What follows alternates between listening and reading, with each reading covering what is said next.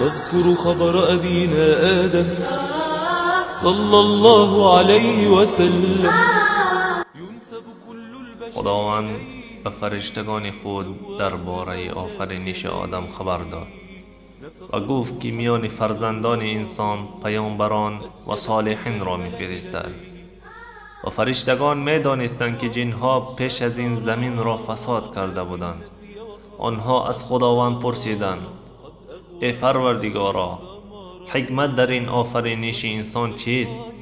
گرچند بعض آنها زمین را فساد می‌کند و در روی زمین خون می‌ریزد. اگر برای عبادت شما باشد پس ما شما را حمد و ستایش می‌کنیم و شما را تقدیس می‌کنیم. الله تعالی گفت: من آنچه را می‌دانم که شما نمی‌دانید.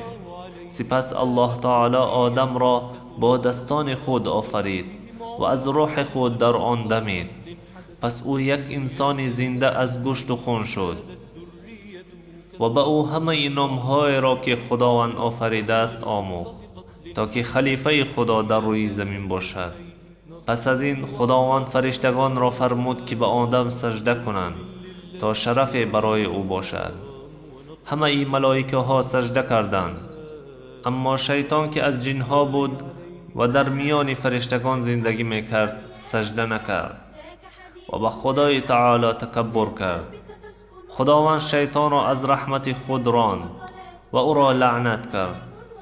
شیطان نفرت و بدبینیش به آدم و نسلش زیاد شد و به خدا سوگند یاد کرد که بدی را برایشان زیبا می سازد تا آدم و اولادش بران افتند. خداوند حوا را از قبرغه آدم آفرید و به آنها اجازه داد که از همه چیزهای بهشت لذت برند به جز یک درخت. شیطان تمام نفرت خود را در سینه اش جمع کرد و او روز به روز به آدم وسوسه می کرد که از آن درخت بخورد و می گفت: پروردگارتان شما را از این درخت منع نکرده است مگر اینکه پادشاه باشید یا جاویدان بمانید. و به خدا قسم می خورد که من شما را نصیحت کننده هستم.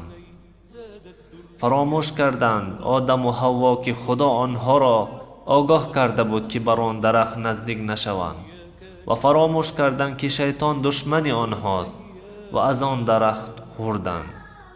پس از خوردن آن میوه‌ای که خدا برای آنها حرام کرده بود برهنه شدند و از برگ‌های درختان گرفته و بدنشان را به آن پنهان کردند. پس الله تعالی به آدم و حوا خطاب کرده گفت: آیا من شما را از این درخت منع نکرده بودم و نگفتم که شیطان دشمن آشکار شماست؟ پس خداوند آدم و همسرش حوا را از بهشت بر روی زمین راند و آنها از نافرمانی خود به خدا سخت پشیمان شدند و دانستند که ابلیس دشمن آنهاست. آدم و حوا توبه به درگاه خدای مهربان کردند. از این رو خدا توبه آنها را پذیرفت و حیات در روی زمین آغاز شد. فرزندان زیاد از آدم و حوا در روی زمین تولد شدند. آدم آنها را تربیت می کرد و به آنها می آموزاند که زندگی روی زمین امتحان است برای انسان و باید به عبادت خدای متعال بپیوندند و از شرک و ظلم و اطاعت شیطان حذر کنند. پس از اینکه آدم پیام خدا را به اتمام رساند و فرزندانش را ترک کرد تا زمین را پر کنند، او از دنیا درگذشت. و اذ قال ربك للملائكة إني جاعل في الأرض خليفة قالوا أتجعل فيها من يفسد فيها ويسفك الدماء ونحن نسبح بحمدك ونقدس لك قال إني أعلم ما لا تعلمون. وعلم آدم الأسماء كلها ثم عرضهم على الملائكة فقال أنبئوني أنبئوني بأسماء هؤلاء أنبئوني بأسماء هؤلاء إن كنتم صادقين. قالوا سبحانك لا علم لنا إلا ما علمتنا إنك أنت العليم الحكيم. قال يا آدم أنبئهم بأسمائهم فلما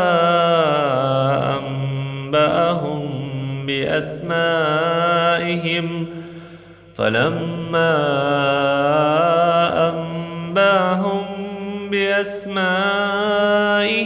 قال ألم أقل لكم إني أعلم غيب السماوات والأرض وأعلم ما تبدون وما كنتم تكتمون.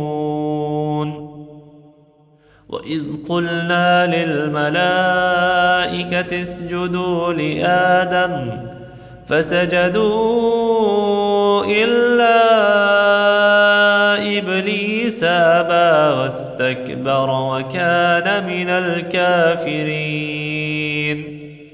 وقلنا يا آدم اسكن أنت وزوجك الجنة وكلا منها رغدا حيث شئتما ولا تقربا هذه الشجرة فتكونا من الظالمين. فأزلهما الشيطان عنها فأخرجهما مما كانا فيه وقلنا اهبطوا بعضكم لبعض عدو ولكم في الأرض مستقر ومتاع إلى حين. فتلقى آدم من ربه كلمات فتاب عليه إنه هو التواب